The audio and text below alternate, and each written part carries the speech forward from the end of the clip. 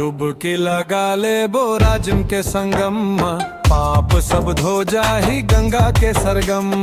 महानदी पैरी सोंडूर के धार, मैया के कृपा बरसत है अपार। आ डुबकी लगा ले बोराजिम के संगम, मन ला शांति मिली भक्ति के रंग में। भोर बिहान ले गूंजे जयकारा, राजिम धाम लागे मेला न्यारा।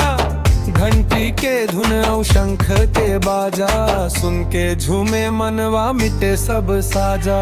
संत महात्मा गावत है भजन, राम नाम मरमी है जन जन। दूर दूर ले आवै श्रद्धालु जन, भक्ति के जोत जलते हर एक झन। डुबकी लगा ले बोराजिम के संगम, पाप सब धो जाही गंगा के सरगम।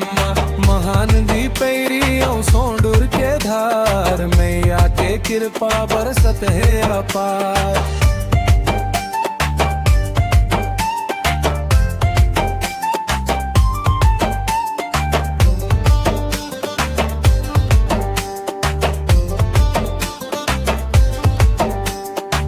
राजीव लोचन भगवान के द्वार, दर्शन पावत मिट जाते अंधियार। फूल और नारियल कर बो अरदास, पूरा कर दे प्रभु मोर मन के आस। तीर्थ के महिमा गाथे पुराना, सुन सुन पुलकित हो जाते जमाना। संगम के पानी अमृत कस लागे, जिंदगी में सुख शांति के दीप जागे। डुबकी लगा ले बोराजिम के संगम, मन ला शांति मिली भक्ति के रंग में। महानदी पैरी सोंडूर के धार, मैया के कृपा बरसत है अपार।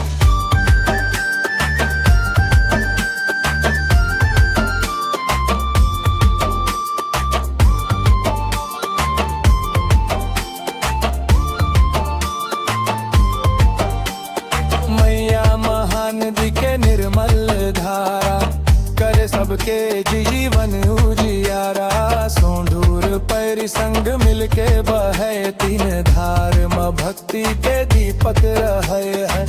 हाथ जोड़ के मांगत हम वरदान, बने रहे सुख समृद्धि के पहचान। छत्तीसगढ़ महतारी के शान, राजिम गरम बघारे सबके मान।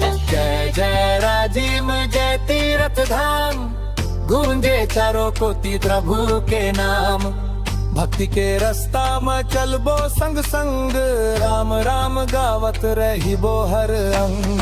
डुबकी लगा ले बोराजिम के संगम, पाप सब धो जाही गंगा के सरगम। महानदी पैरी सोंडूर के धार, मैया के कृपा बरसत है अपार।